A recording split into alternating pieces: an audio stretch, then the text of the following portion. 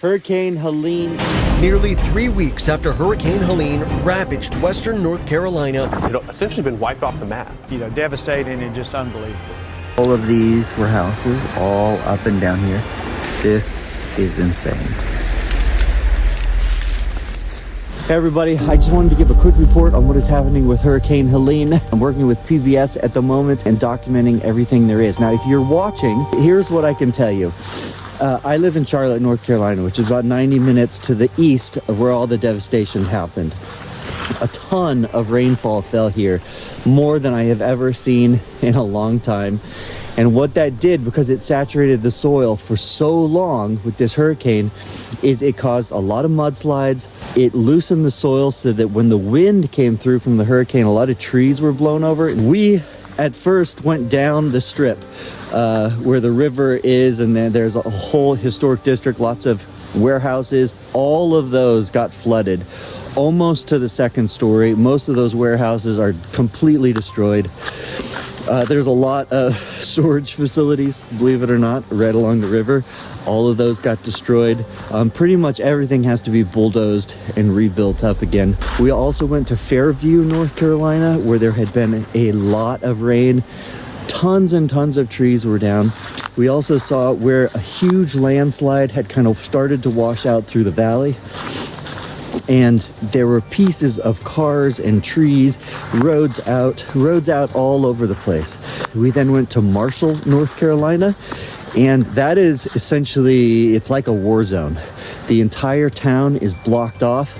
Only volunteers come in through shuttles. You're basically on the back of a pickup truck and you go into the town and do what you can to clean up. Now, part of the problem is there's a lot of waste that gets washed into the river. So imagine somebody took a spray hose and just sprayed down a town. Well, houses would go in, all the cleaning detergent would go in, cars would go in, that gasoline would go into the river, and it all ended up washing into these basins. So there's a lot of toxic sediments at the moment. Over time, that will dilute out. It'll get washed downstream. It'll filter down into the groundwater, which isn't great, but it's better than being in the concentrated spots that it is now. So we're working with River Keepers at the moment. We are at a base station here, and River Keepers is set up. They then collect water samples from people, sometimes sediment samples, sometimes just helping people test their wells, because the floods came up so high, broke sewage lines. Sewage is running all over the place, went into people's well water.